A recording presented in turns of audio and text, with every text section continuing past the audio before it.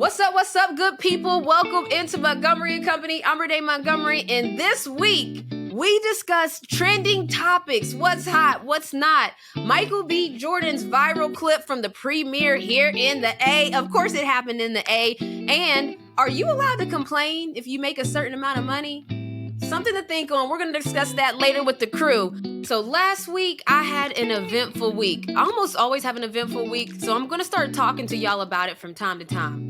So last week, I was in New York for half of the week, as you guys might have seen on the last podcast video, and I can confirm that Pink is still a legit rock star. There was paparazzi everywhere. Then last Thursday, I flew home to Atlanta, and Serena and I attended the Creed 3 premiere at Atlantic Station. It was a great movie. I was sitting in front of the Brat. The mayor was at one row ahead of me. I believe Big Tigger was 2 rows ahead of me. The whole lead cast of Creed was there. They talked to us right quick. But a clip of Michael B. Jordan from the red carpet went viral, and we're going to discuss later with the crew.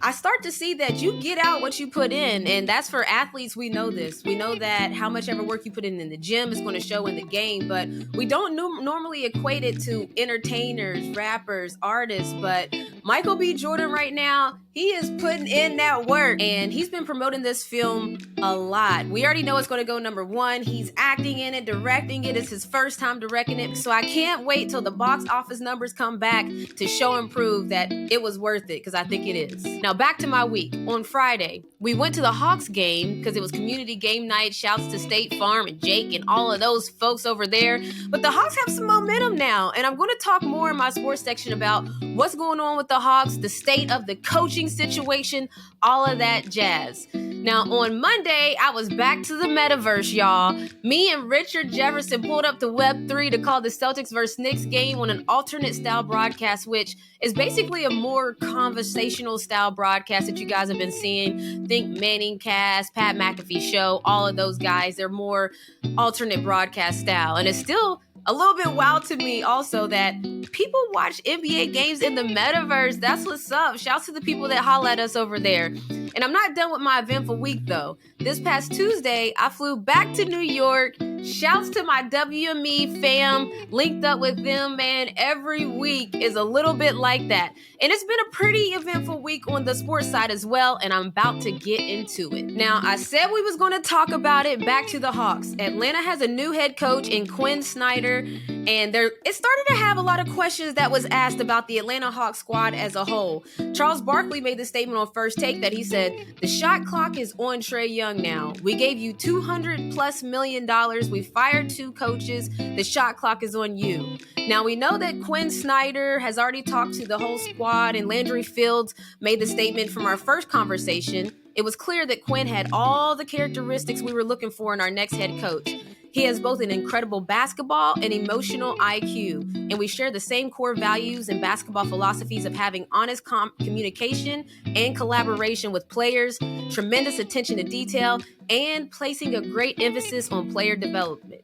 Now, Landry Fields is the GM for the Atlanta Hawks, so he said all the right things, and Quinn Snyder has said all the right things. He said, and quote, "I am thrilled to go back to Atlanta as the next head coach of the Hawks. Landry has a tremendous reputation as an incredibly bright, high character, high quality individual, and it was quickly evident that we share the same passion and commitment," and he goes on to talk more and more about it.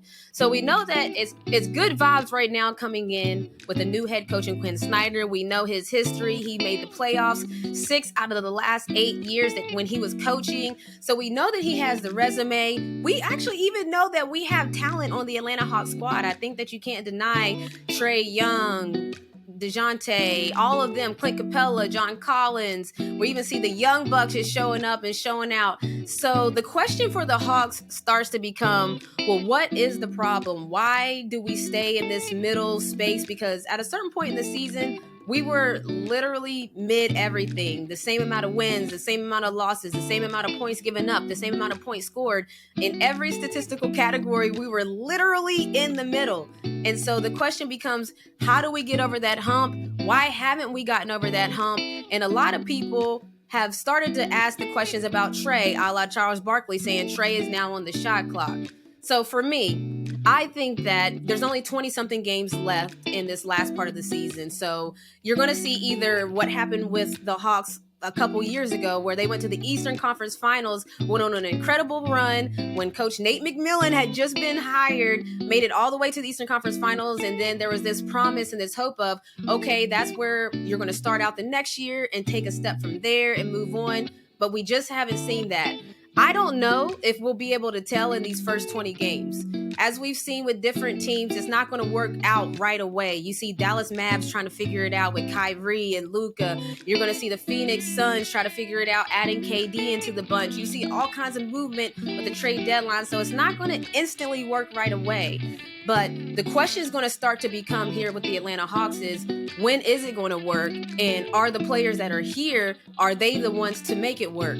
Because right now, the third coach in I don't know how many years, not a lot of years, it's going to start getting looked inward. And I've been on teams like that where as a player, you know that once somebody loses their job, once it's like somebody actually gets fired, everyone starts to look at themselves and be like, well, I don't want to be the weakest link, or I don't want to be the next one, or I don't want to be this and that. So you can assume that that's going on with the Hawks right now. I don't know if these next 20 games, my point is that I don't know if these next 20 games are going to determine that or not. This seems like things that are going to have to get figured out over after the offseason or different things of that nature. But questions are going to keep arising if we continue to stay mid with a little bit above mid talent, because I'm not going to say that we have one of those super teams or one of the teams that have, 3 huge all-stars in the league's perspective.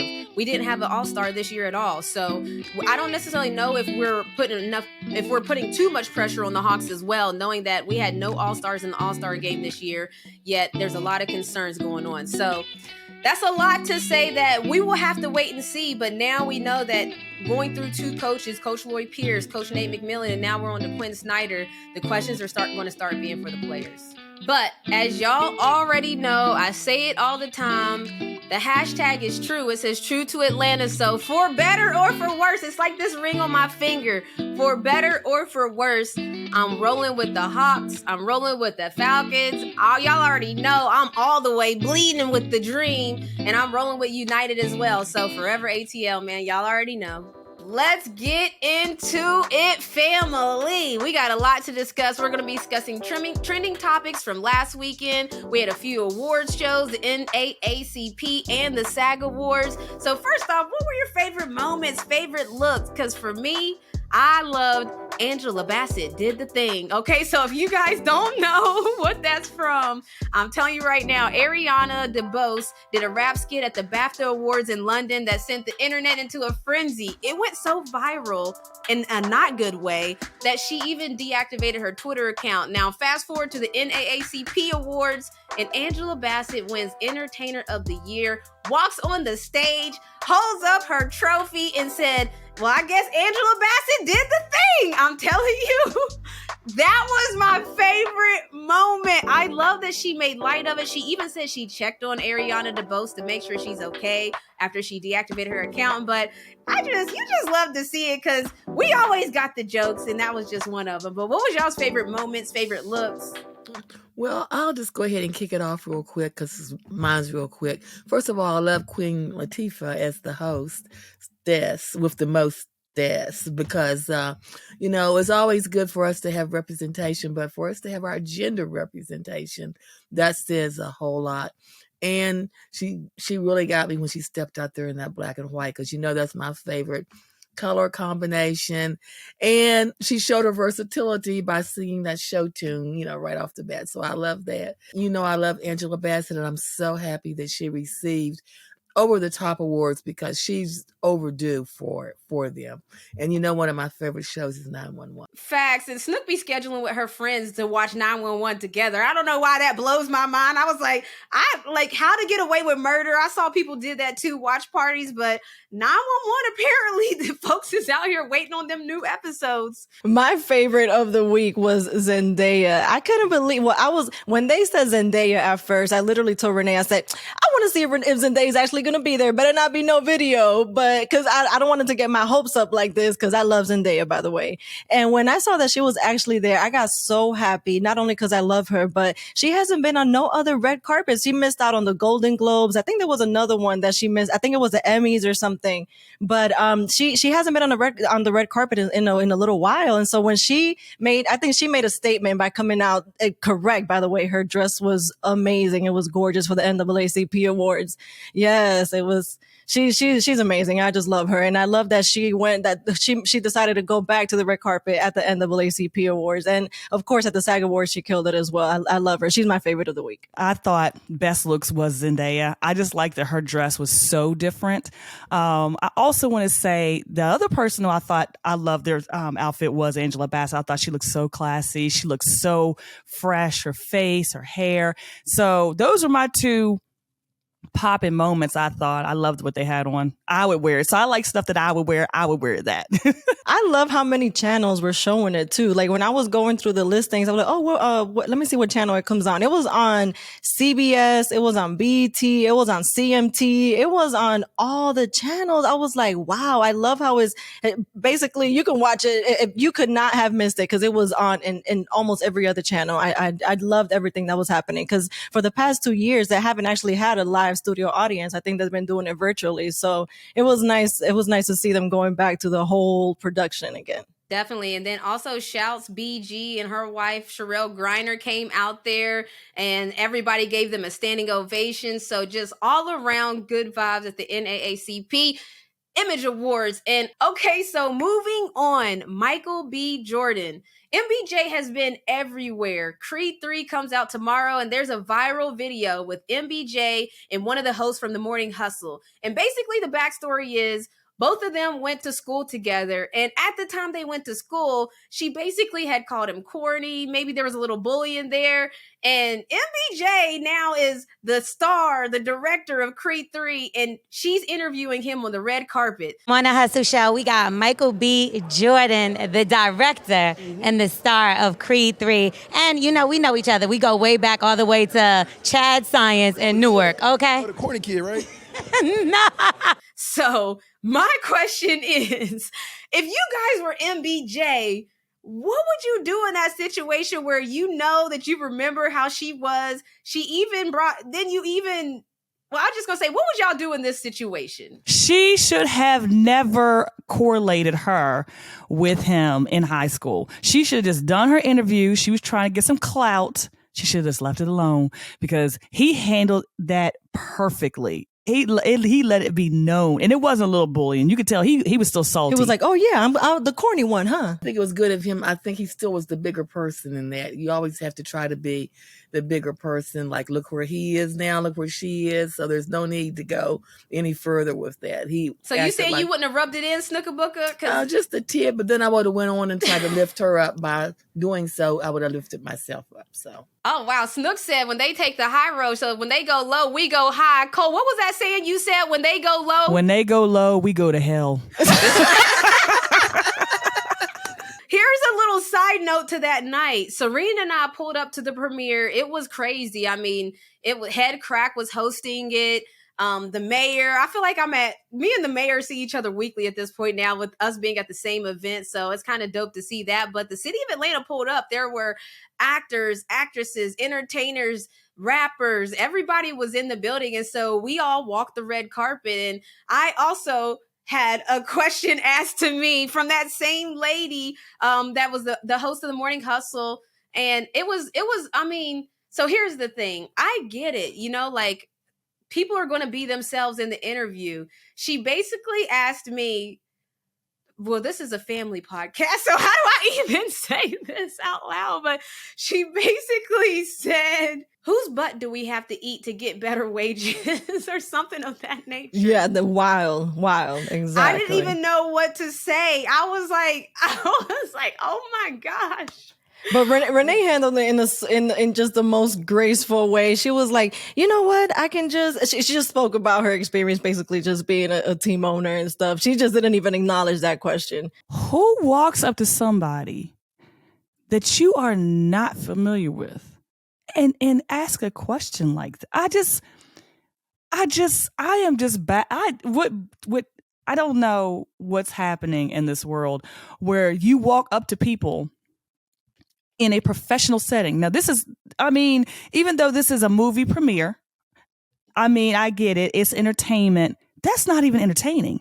Why would you even want that to be a part of your questions that you put out anywhere, that you talk about eating people's butt? I don't understand what's going on here. I'm sure you're putting this nicely, but at the same time, I'm like, I don't understand why. See, you have a good one. I'd be like, are you okay? Like, do you want to re-ask that question in a better context than what you just asked it? Because I surely would have not. I would have like, I'm not answering that question. You got to do something else. We couldn't do anything but just laugh. I know Renee laughed because Renee, she tries to deflect. When I get nervous, I laugh too, by the way. People might not know this, but when I get nervous or get in uncomfortable situations, we both laughed just because everything was just very fast paced and it was moving really fast. So we didn't want to, I guess, take too long on one thing and not make it awkward. So it did not surprise me when I saw the clip. I was like, that's that same girl that asked you that question. I get it. The morning hustle is supposed to be funny and just kind of spicy or whatever. How are you supposed to answer that? What answer would have sufficed for that question? I just don't understand. Did you see the clip? I don't know if you guys finished the whole clip, but when Jonathan Majors, that's his name, right? Jonathan Majors. When Jonathan Majors came, she asked them like, "Oh, so it's who's a sexier man?" He was like, "What kind of question is that?"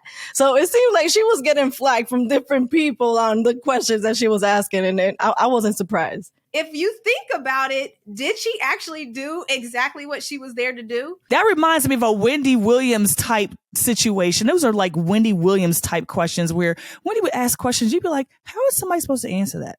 Like, So listen, she might have shouts to the Morning Hustle because honestly, too, the whole Morning Hustle crew has came to the Atlanta Dream games before, so they're friends of the team and all. Oh well, I take back everything I said. Welcome, guys. Welcome. Welcome.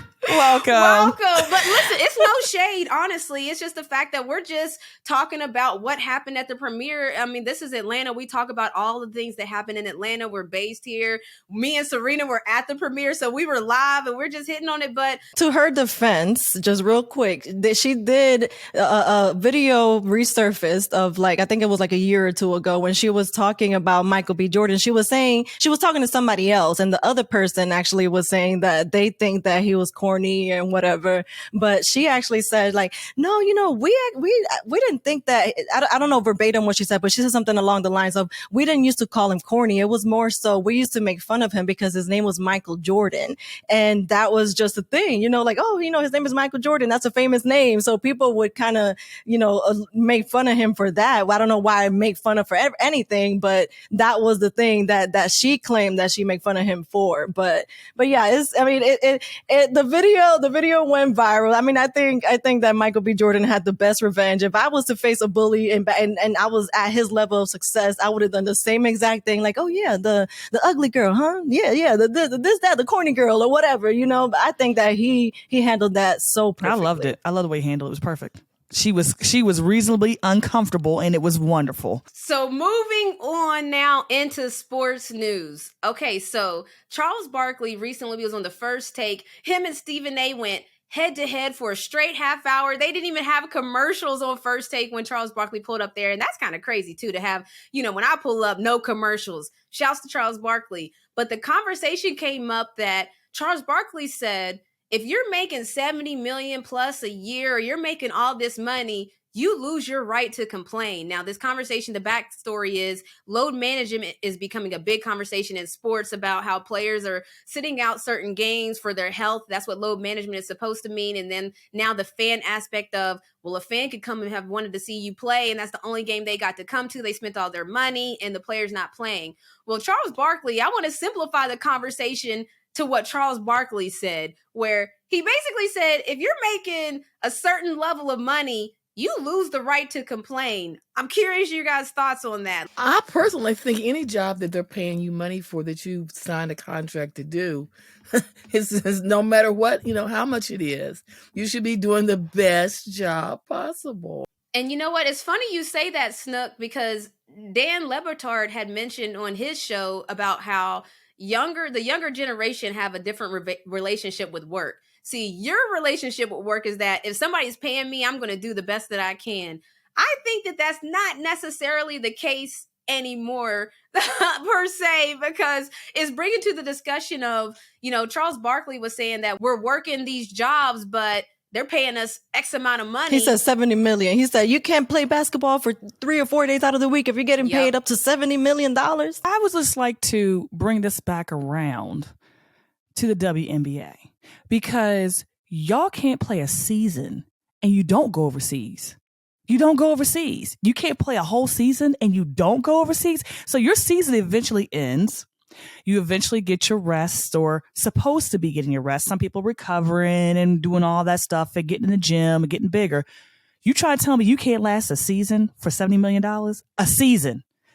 And how long is the NBA season? 82 games. I'm glad you brought that up. Because Steve Kerr said maybe make it 72 games. If that's what you got to do, I just don't understand how. See, and this is where it gets me, because they say the girls shouldn't complain because they got to go overseas to make their money and da-da-da. So you're paying them money to stay here in their season and they still can't play? And I would like to say that Michael Jordan actually said this 20 years ago.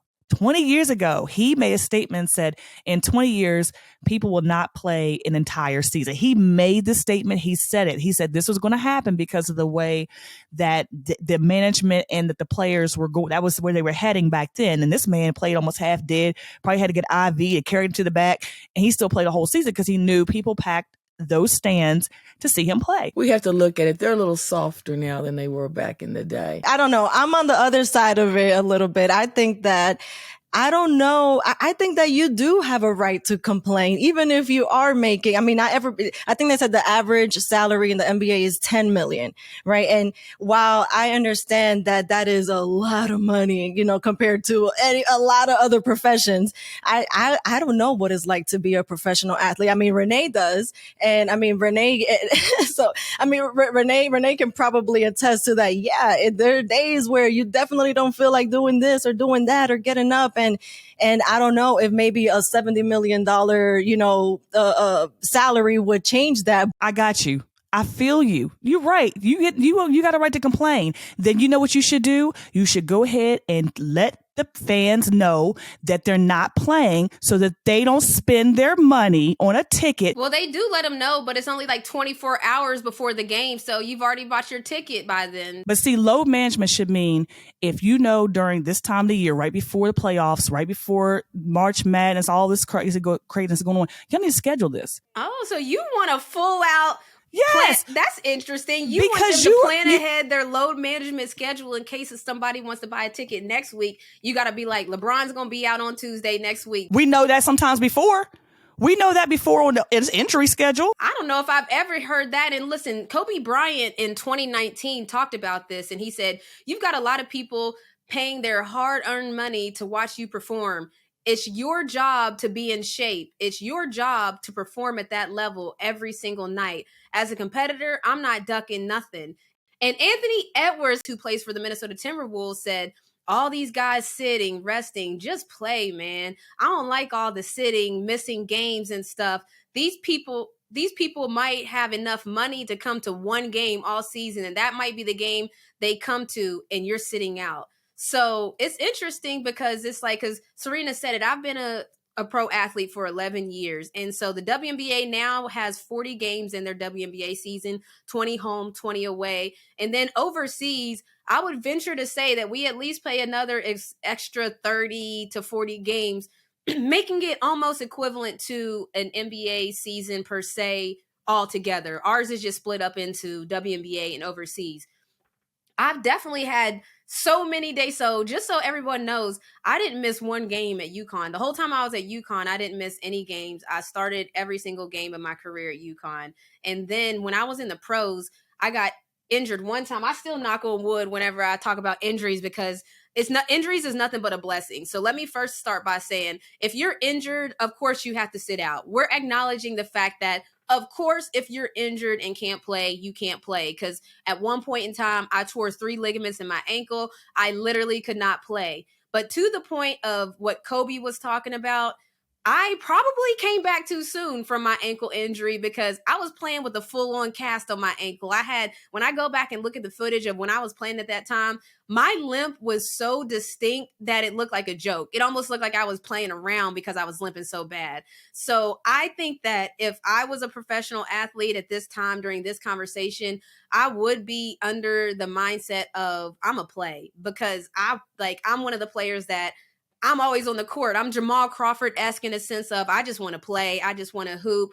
But I also understand too that the players aren't the ones making the decision to sit out. So I think that's a part that's getting lost in the conversation. I'm finding out that the trainers are the ones that tell the players you have to sit out this game or that game. But if it were me, and it's not me, but I'm saying if it were me right now and making that level of money, I don't even think changes my mindset. That's another thing. We kind of get caught up in the money of, oh, you're getting paid $70 million a year. I wasn't getting paid that. Shoot, I was making $100,000 a year, and I felt obligated to still play as many games as I could. And that's what Charles Barkley said too. He said when he came into the league, the average salary was $200,000, and they were like what you said, like play or die. It was no other alternative. They played no matter what. So maybe it's a question: is the more money just kind of spoiling people a little? No, it's not the money.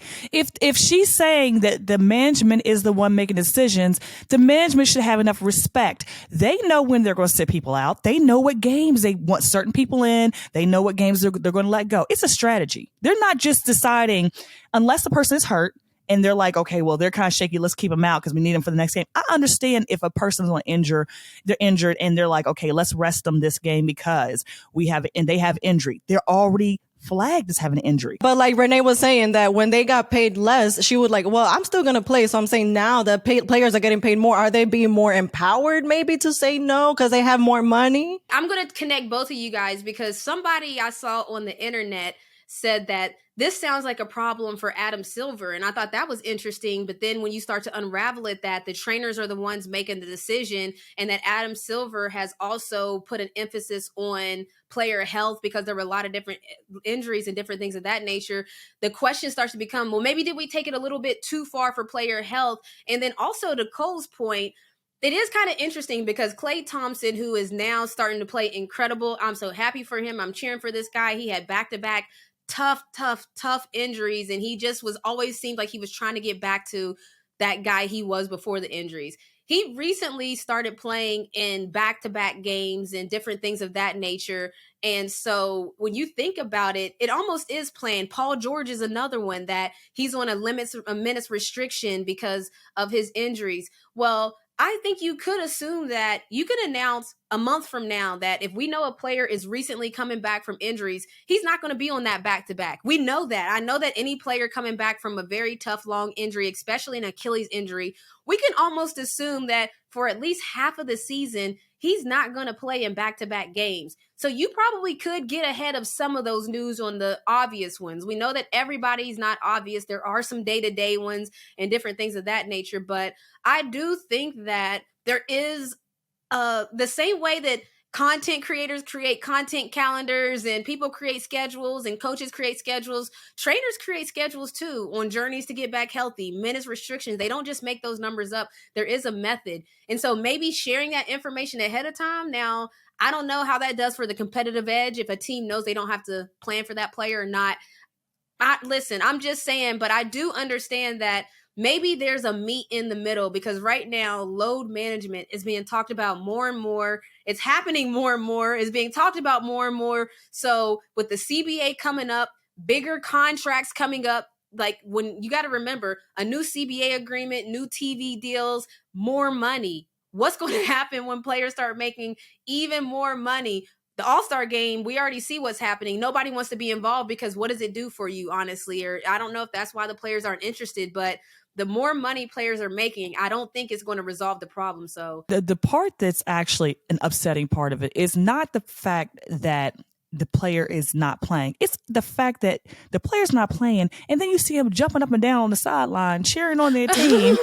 So you know they're not injured because they run up and down the sidelines and they do. Them players are probably great to run and jump, but sliding, cutting, guarding the fastest. No, we're not talking about the ones world. that. No, we're talking about the ones that are literally. We know that they're just resting. It's not an injury type thing. We know that they're resting, and when they say, "Oh, he's not playing tonight," and he's got on a fly suit hat, and then as soon as somebody dunks it, you see them up and down and jumping up and smacking each other's head, or yo, and run up.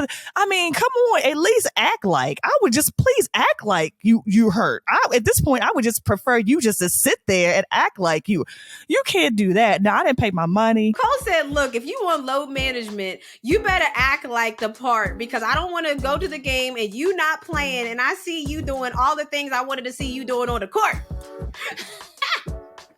Well, there's that on load management, to be continued, because this is a topic that's being discussed at every turn in the NBA. And before I let y'all go, I wanted to talk about name, image, and likeness right quick, because Miami women's basketball has been placed on a 1-year probation for violations in the recruitment of Haley and Hannah Cavender. Now, the NCAA found that head coach Katie Meyer facilitated impermissible contact between a booster and the players. This is big, y'all. This is the first big ruling in name, image, and likeness when it comes to college sports. I'm telling you right now, keep an eye on that. They're trying to set the tone. Also, be sure to tap in tomorrow, where I have a conversation with Big Play Slay, #1 defense in the NFL. You know the man, you know the vibes. I'll catch y'all next week, where it's a generational thing.